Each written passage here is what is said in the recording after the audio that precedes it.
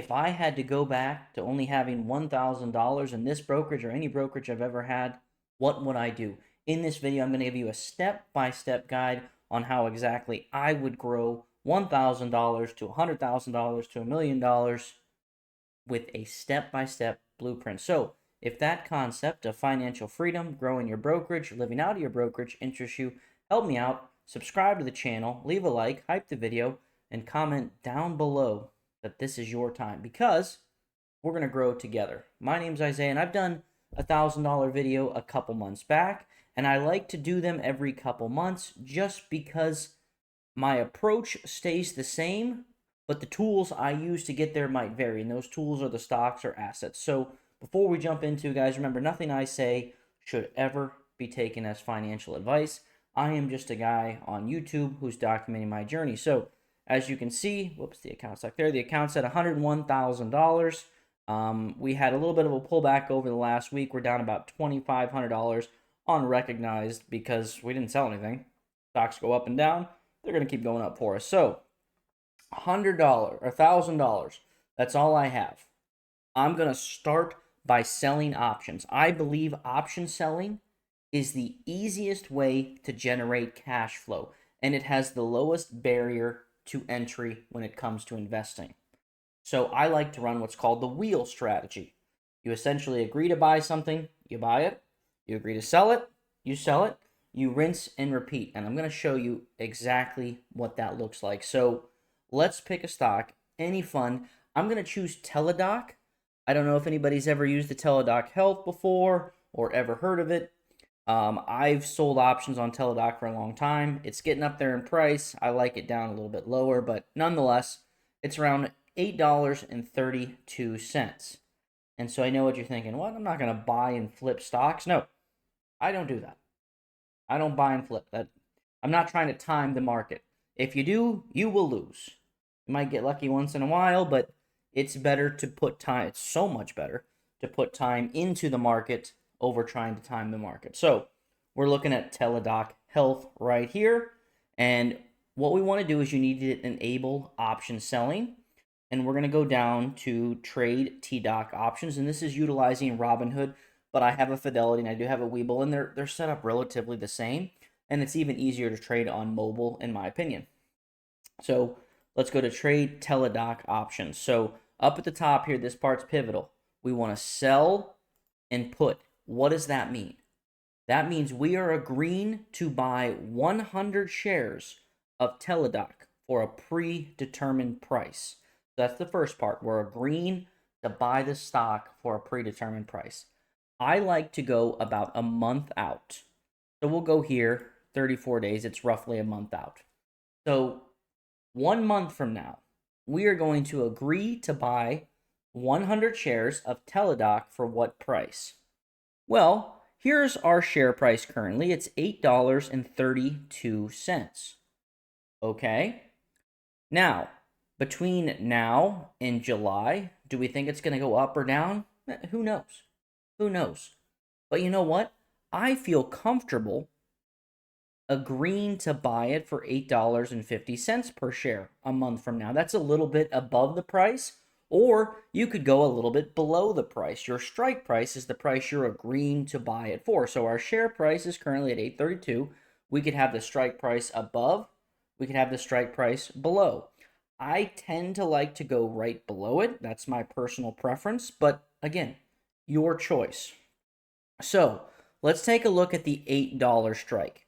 So it's currently at $8.32, and we're going to agree to buy it for $8 per share. So again, we're agreeing to buy 100 shares. So that's $800 of our cash that would get tied up because the market holds your $800 as collateral. They have to know you're good for it. We can't just say, hey, I got this. They're going to hold that $800 as collateral. So now let's look right here. You see this $36? That means the market is going to agree to pay us $36 just to agree to buy the TDOC stock at $8 per share. That's pretty awesome. You're getting paid just to agree to buy something that you wanted to buy anyway.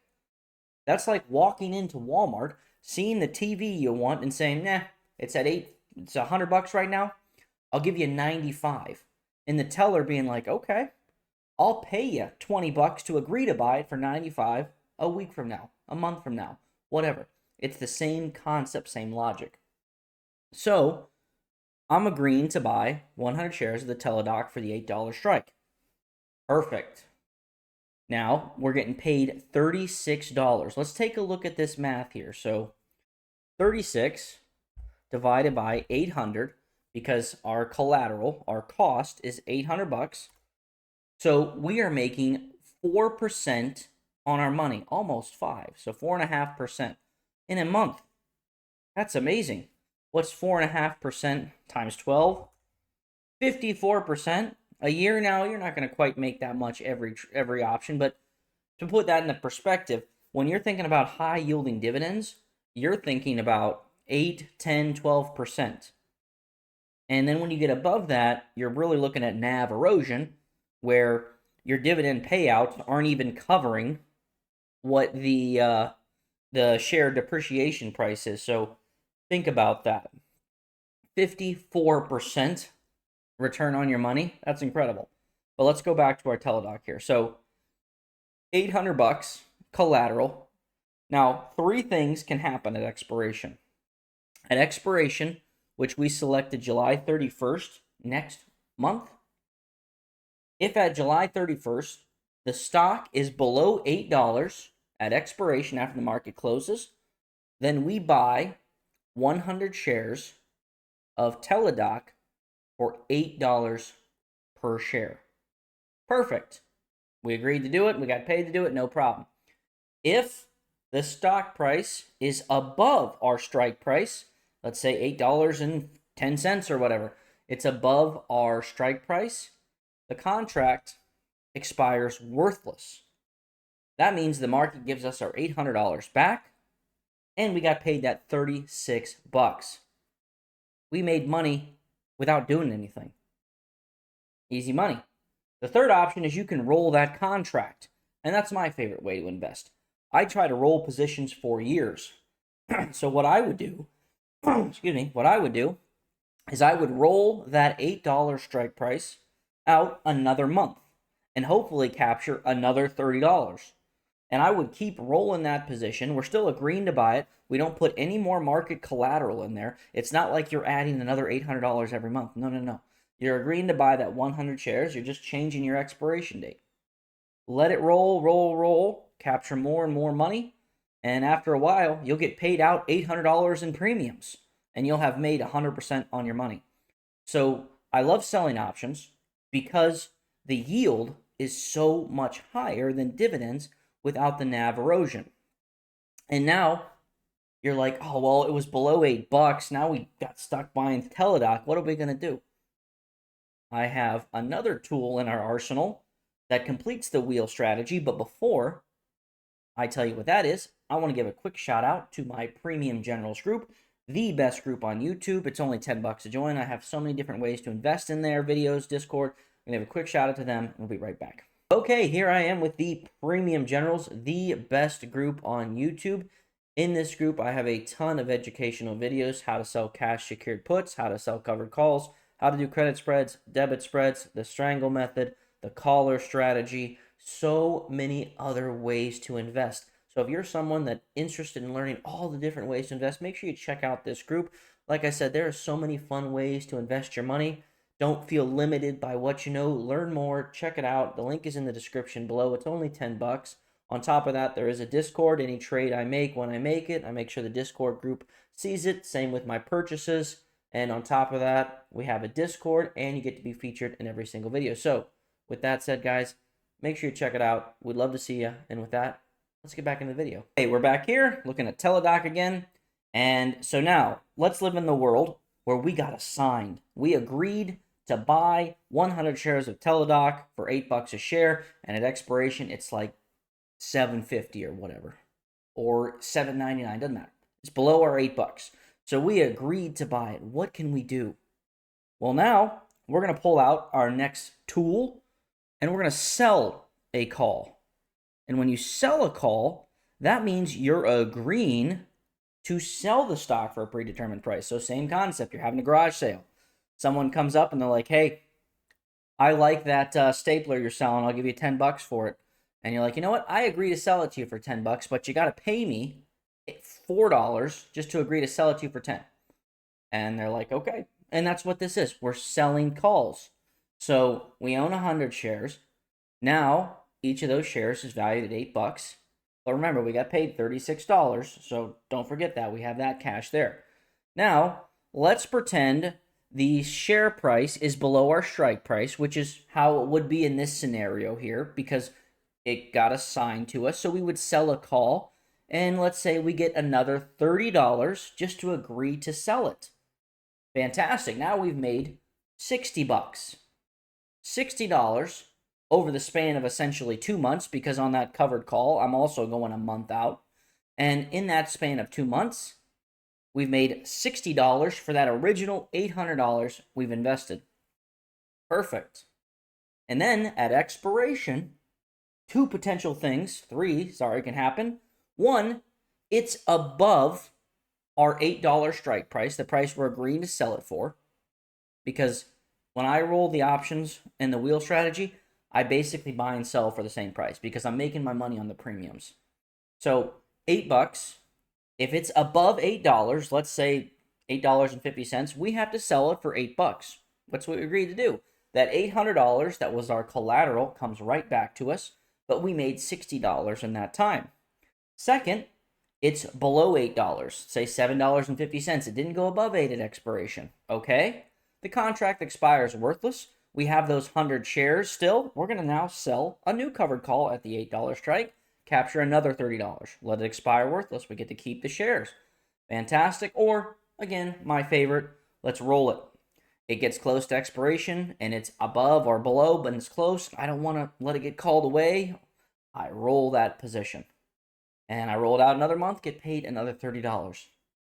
So that is the wheel strategy.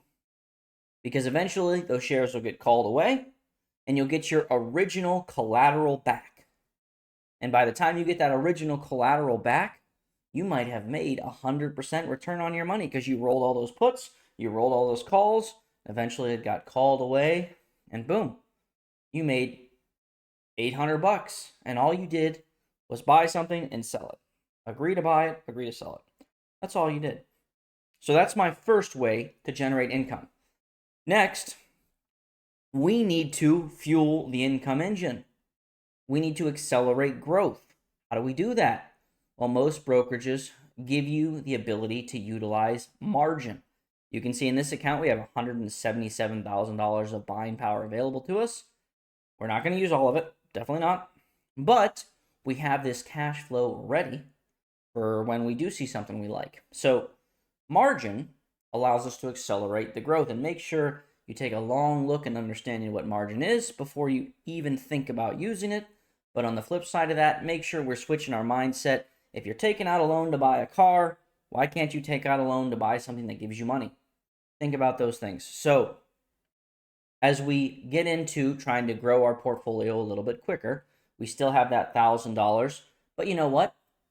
I'm going to use 1-for-1 margin when my account is that small. So $1,000 and I have $2,000 of buying power. So on that teledoc example, I could actually sell 2 puts, and rather than capture $36 for the one contract, I would have $1,600 available to me. I could sell 2 puts and capture $72 for the month. Just like that, I doubled my ROI. Now, again, there's risk with it. It goes too low, you get a margin call, and that forces the assets to be sold, and you're in a worse position than you were. So again, take a good look at margin before you use it, but I want us to actually look into it because change your mindset. Again, if you're taking out loans to buy these things, take out a loan to buy something that generates cash for you, generates cash flow. And so then my favorite third option here, again, this is far below the first two. First one, option selling. 2, utilize margin to able to sell more options. Then we have some dividend paying funds. What I like about dividend paying funds is it makes investing even more hands-off. Now, selling options is relatively hands-off to begin with. You go in there, you sell a put, you walk away, you come back, expiration. But dividend investing is even more hands-off, where essentially all you're doing is buying shares and you're getting paid back. Now, this is where you have to be careful. And I think we all fell for it in this past year with ULTY, things like that are giving you these 100% returns. What happens? How many years did it take before you got your 100% return? Or have you even got it yet? Probably not, because those share prices drop so fast that the dividend yields cannot keep up. So that's why it's important when we think about investing into dividend funds, we find a good range. And I like that 5 to 10% yield, personal preference, especially on that 5% side. So it's going to give you some income, and it's also going to give you a little bit of growth. But again, I do preface this, if you're trying to get growth, don't combine it with income. If you're trying to get income, don't combine it with growth. But at the end of the day, our option selling is our primary source of generating cash flow. So we don't really need to generate cash flow from the dividends. More so, we're taking that empty cash, put it into our dividends, and we're looking for growth dividends. Because the more growth you have, the more margin capabilities you'll have, which then allows you to feed your income engine faster. So right there, guys, those are the exact ways I would take $1,000 account, and honestly, how I've started every account. And I'll do one of these videos every couple months, because next couple months, Teledoc might be trading at $1, might be trading at $500. I have no idea. I'll have to come up with a different approach. But regardless of when it is, I'm still using those same first two strategies every time. Selling options, margin, and then let's look into some dividend funds for growth to maximize a little bit more margin. So with that said, guys, I hope this video added some value. And if it did, like I said, help me out. Leave a comment, subscribe to the channel. Really want to get to 5,000 subscribers, and I know I can with your help. And with that said, I'll see you in the next one.